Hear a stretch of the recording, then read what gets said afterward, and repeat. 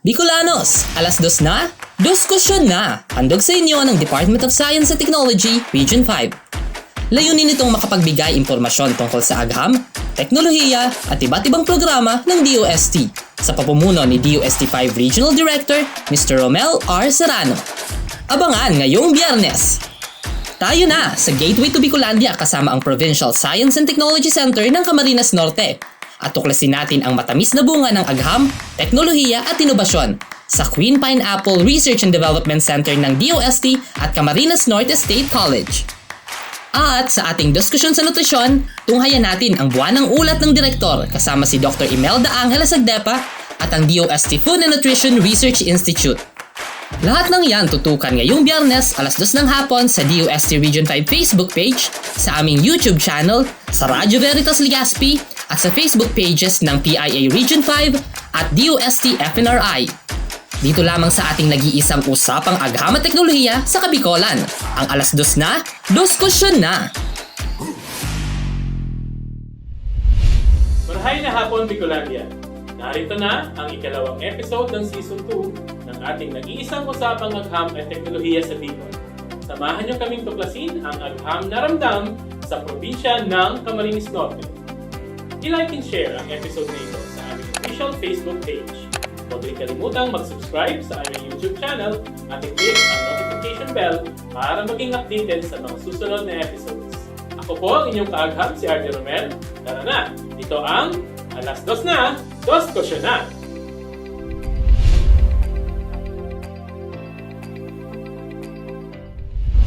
The Gateway to Bicolandia. Ito kung tawagin ang probinsya ng Camarines Norte. Hindi lamang magandang tanawin, mga historical landmark, gold handicrafts, at malaparisong mga beaches ang pinagmamalaki ng probinsya. Kinikilala din po ang Camarines Norte bilang tahanan ng pinakamatamis na uri ng pinya, ang Queen Pineapple. Kaya naman, binuo ang Queen Pineapple Research and Development Center sa pakikipagtulungan ng DOST at ng Camarines Norte State College upang lalong pagyamanin ang industriya ng pinya sa probinsya. Kasama po ang Provincial Science and Technology Center ng Camarines Norte, damang-dama na naman talaga ang agham, teknolohiya at inobasyon hatid ng DOST. Tamang-tama nga naman, Sir Hermie, na ang tinaguriang Gateway to Bicolandia ang ikalawa nating tampok sa Season 2 ng ating DOSTkusyon. Kaya halina at samahan niyo po kaming tuklasin ang agham na ramdam sa probinsya ng Camarines Norte.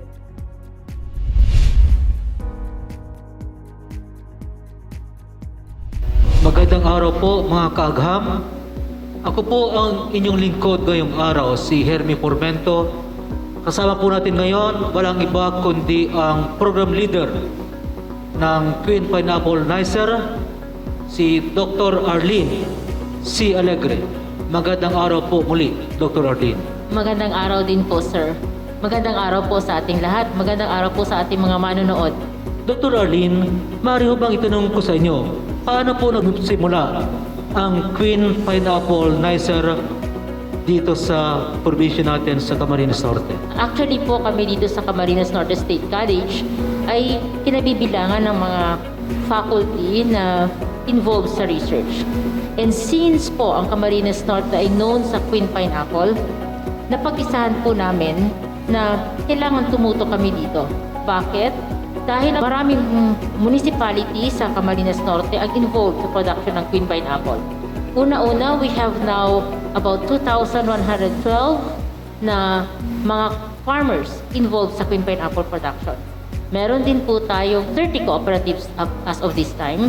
At meron din po tayong mga malaking area na nakatalaga sa pagpaparami ng Queen Pineapple. Kaya po naisipan namin na it's high time that we help these farmers to improve their production. Kaya po kami ay nagsagawa ng mga researches para makatulong kami bilang isang institusyon sa ating mga magsasaka. Kaya po ito na-conceive itong UP Research and Development Center. In fact po, noong una hindi namin alam na meron ito sa DOST. But then when we tried applying for the projects, we were introduced sa NICER. So, nagkaroon po kami ng nicer project. Kumusta po pala ngayon ang implementasyon ng 60 components ng Queen Pineapple Nicer? Ito pong 6 na projects po namin ito ay nakaspread sa lahat po ng munisipyo kung saan mataas ang plantasyon ng Queen Pineapple. Ito yung mga municipalities na Queen Pineapple producing. So, alin po ito? Ito po ang Basud, San Lorenzo Ruiz, San Vicente, Labo, at meron din po dito sa Daet. So far po, nagsimula ang proyekto noong January 2021.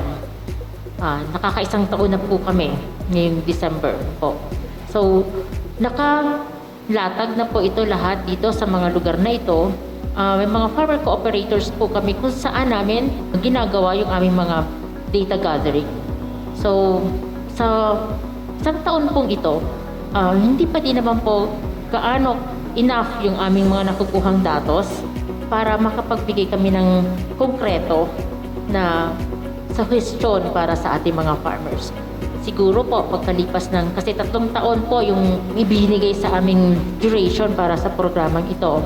So pagkatapos po siguro nito, we will be able to give our farmers enough information regarding the results of our projects. So ma'am, ngayon pong naka-1 taon na, ano pong nakita niyong mga hamon na re-encounter sa pagpapatupad po nitong ating Queen Pineapple Nicer? Una po, ang pinakahamon ay yung paggawa ng research. Yung mapa-approve namin yung aming mga researches na pinopropose, yung mga proposals po namin. It took us about a year to be able to have our proposals approved kasi dumadaan po ito sa masusing pag-review ng ating mga scientists at saka ng PICAR, ng DOST. Hindi naman siya basta-basta din lang po ina-approve. No? So, matapos po yun ay kailangan din namin na simulan ito at dahil ito ay Queen Pineapple at kailangan sa farm namin ginagawa, kailangan din po namin makiusap sa mga farmers. At bago po namin nagagawa yun, ay kailangan din namin magpaalam sa mga municipal agricultural officers. So, ang mga hamon po dito is that hindi po lahat ng mga farmers ay gusto na magiging masubject sila sa pag-aaral na ito. Kahit alam namin na ang isang farm ay suitable doon sa aming pag-aaral, hindi namin masasabi na ito ay magagamit namin dahil kailangan nag-a-approve po yung may-ari. No? At kalaunan po, meron kami mga experiences na nakaset up kami, pero pala kasi hindi niya pag-aari yung farm. So, napu-pull out po kami. So, we have to look for another site for us to be able to set up yung aming eksperimento. So, yun po yung mga challenges na nakukuha namin sa field. No?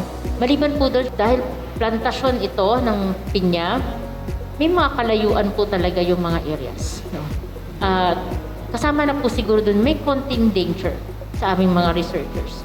Sabihin na natin yung iba ay medyo liblib talaga. No? Dahil ito yung lugar na suitable yung aming setup, then we have to make use of this. Kung yun po yung mga lugar na nakukuha namin na pumapayag yung farmers, then we have to make use of that. No?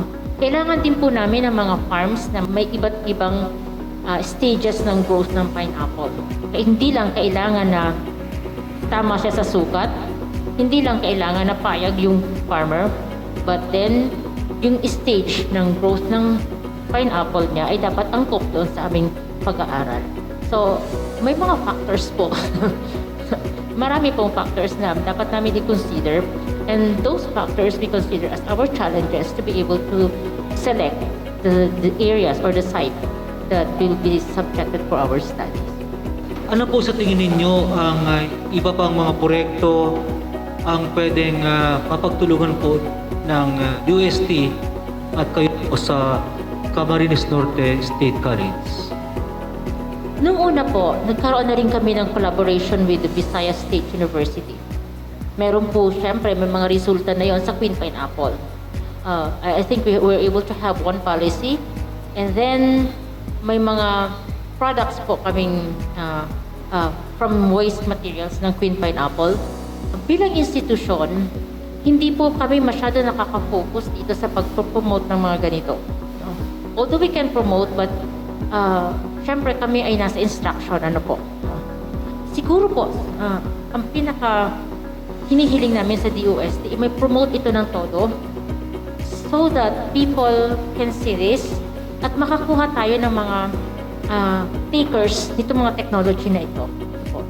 Ang institusyon katulad namin, ang SUC, ay nakafocus sa pag-aaral, sa research. And then, kulang po kami doon sa parting iyon, no? Sana po may sumambot na mag-promote at itong mga pag-aaral namin ito ay maibaba sa mga farmers o kaya sa mga tao na gusto mag-commercial. Ito ay maging negosyo, mapagkakakitaan. Dun po sa mga policies, marami kaming nakikita na dapat sa aming pag-aaral, ito ang dapat ginagawa para ma-maximize yung harvest, ma-maximize yung quality ng Queen Pineapple. But then who will tell the farmers? Para sa akin po, hindi lang DOST, siguro kailangan din natin ang malaking tulong from the DA to push yung policies, kasi katulad ng pag-aaral ng mga ginawa ng mga kasamahan namin sa DA, timing ng pagpapabulaklak. Pero hindi mo naman masisiguro yung mga farmers na yun ang ginagawa nila. Pag dumating yung trader at kailangan na, yung trader siguro ang nasusunod. So, paigtingin po sana yung mga policies na ito para hindi nasasayang din yung mga resulta ng mga pinag-aaralan ng mga scientists natin. Maliban po dun sa mga nabanggit ninyo, ano po ang mga tingin nyo pwede nating magawa para lalong mapaigting ang pagtutulungan o kolaborasyon po ng aming opisina po sa DOST at kayo po sa Camarines Norte State College tungkol po dito sa ating Queen Pineapple 𝘍𝙬. As of now, ang nakikita namin, we would like to encourage more faculty, more researchers, especially yung mga younger faculty namin to indulge into research, to get involved into research. And the only way to do it is magkaroon ng magandang package para sa kanila. It should be a very encouraging situation kasi on top of teaching, kasi kami mga nagtuturo, dati pa rin yung ginagawa mo, tapos magre-research ka, dagdag na oras. Actually, pag sinabi mong researcher, ay nako, mga walang social life yung mga yan. Kasi lahat na ng extra hour mo, nandoon na sa research. And hindi lahat ng tao gustong gawin yon, no? So, even though meron silang kakayahan, kung hindi sa kanila encouraging yung lahat ng oras nila ay mapupunta doon sa pagsasaliksik, then that will not happen. We need people who has passion for research. And we would like it na ma-encourage sana yung mga may kakayahan na gumawa ng research to get involved into research. Kasi alam namin maraming gustong gumawa, but then it should be, kumbaga sa pagkain, dapat maging masarap ito para sa kanila. Ang nais ko pong pahuling gusto sabihin ngayong araw po, salamat po muli sa inyong panahon at alam ko po sa pagtutulungan ng DOST at ng Camarines Norte State College po, mapagtatagumpayan natin po ang pag-iimplementa o pagpatupad ng Queen Pineapple 𝘍𝙬. Muli po mga Ka-Agham, ako po si 𝘍𝙬 Pormento ng PSTC Camarines Norte, nagsasabi ng isang maka-agham na hapon sa inyong lahat. Salamat po.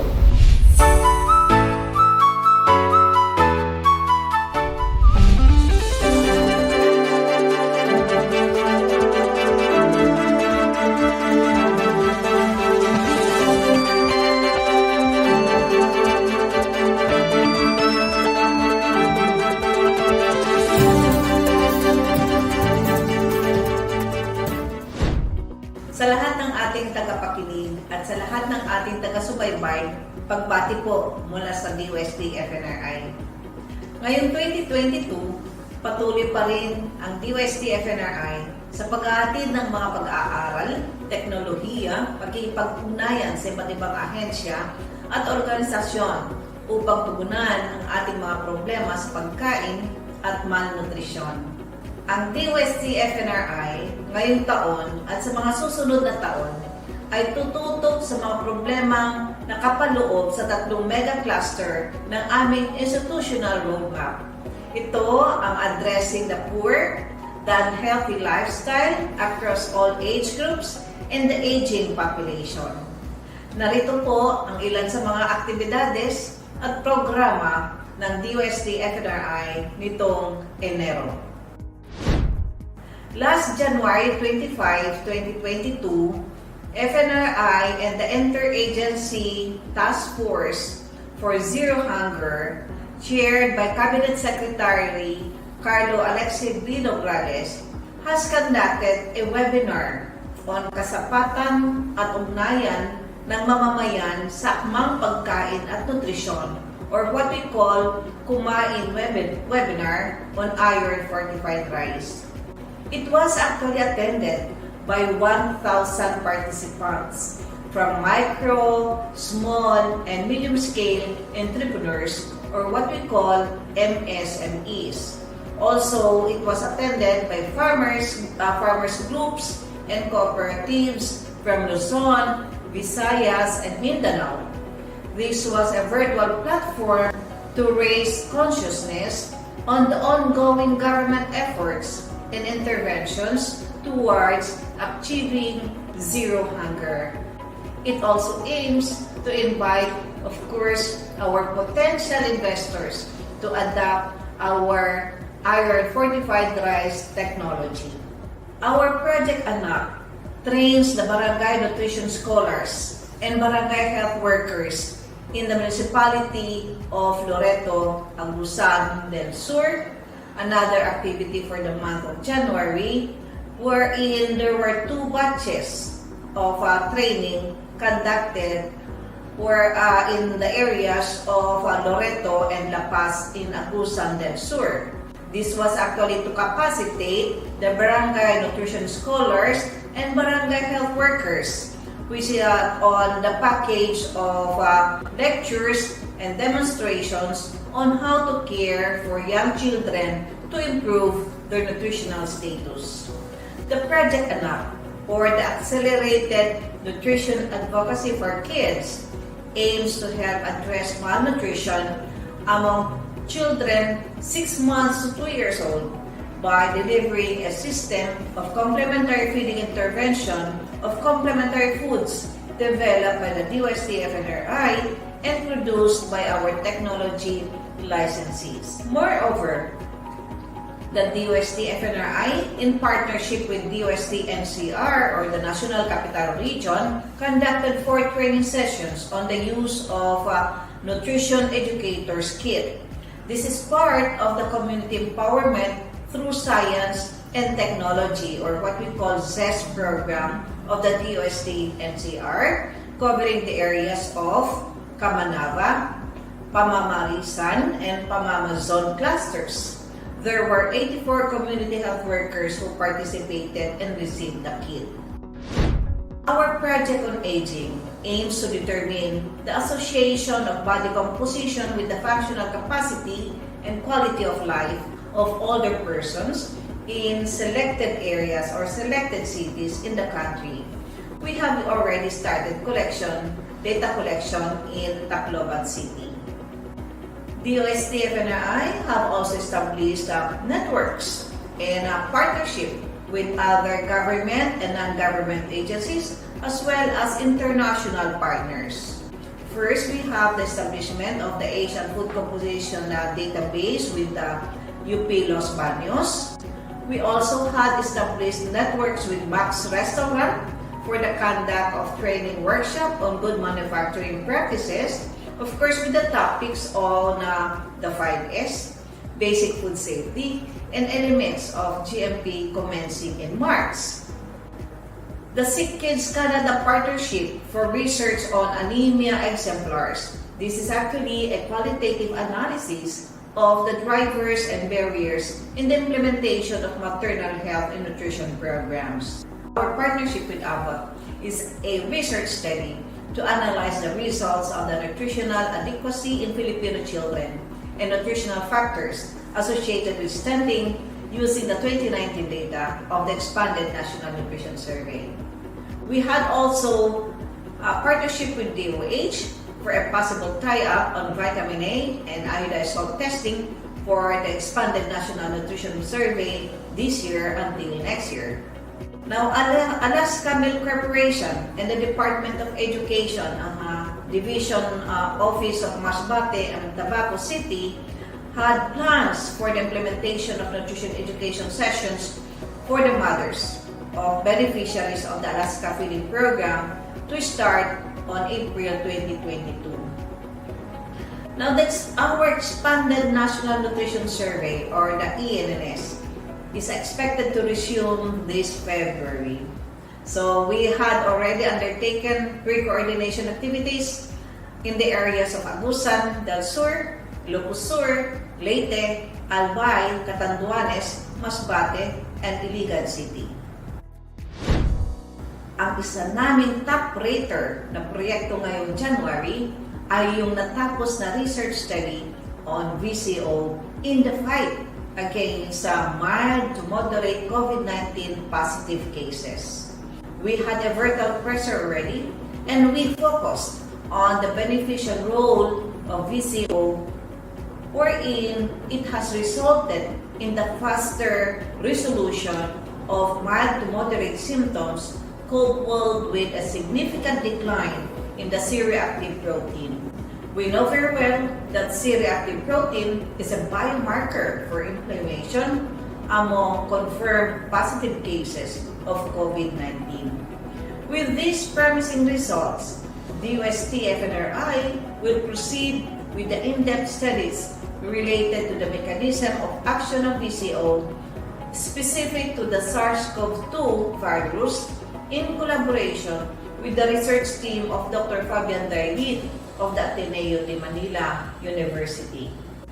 The DOST-FNR study on monitoring the implementation of nutrition intervention at the local level was accepted for online publication in the Evaluation and Program Planning Journal.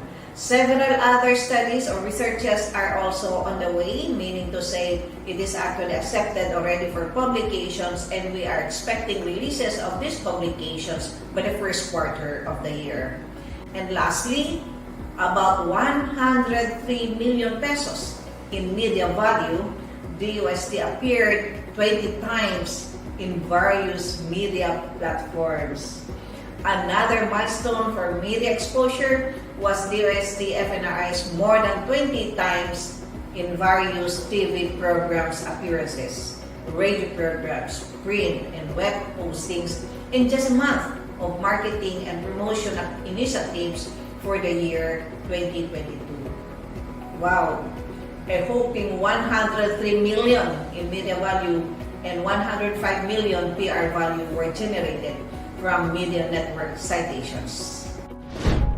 These are the milestones of DOST-FNRI for the month of January as part of its continuing efforts and initiatives to fulfill its mandate to define the nutritional status of Filipinos, develop and recommend policy options, strategies, programs, and projects that address various nutritional problems, as well as, of course, in diffusing knowledge and technologies in food and nutrition and providing science and technology services to relevant stakeholders. All these endeavors are geared towards delivering DOST-FNRI's food and nutrition information, research, technologies, and services to all Filipinos. This is in line with the mantra of our beloved DOST Secretary, Secretary Fortunato T. de la Peña, that is quoted as, "Science is for the people." Thank you for your support, and let us all keep safe and be nourished both in body and mind. Until the next Buwanang Ulat ng Direktor for February. Again, this is Imelda Angeles-Agdeppa.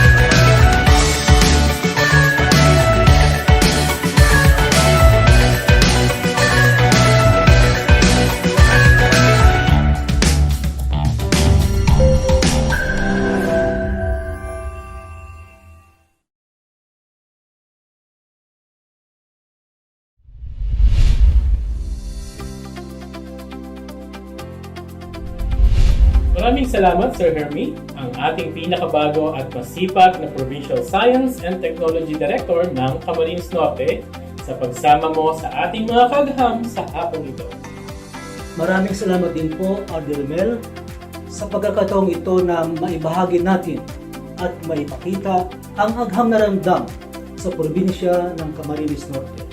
Ikalawang episode pa lamang po ito, pero siksik na sa kaalaman at inspirasyon ang ating DOSTkusyon.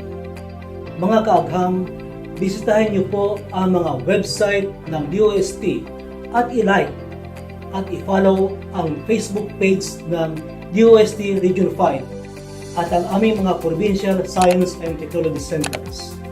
Huwag rin kalimutan i-like at mag-subscribe po kayo sa aming YouTube channel. Ako po, si 𝘿𝙊𝙎𝙏 ang inyong ka-Agham sa hapong ito. At ako naman po ang inyong ka-Agham, si RJ Romel. Magkita-kita po tayong muli sa susunod na Biyernes, alas-2 ng hapon sa ating nag-iisang usapang agham at teknolohiya sa Kabikolan. Ito ang Alas-DOST na, DOSTkusyon na!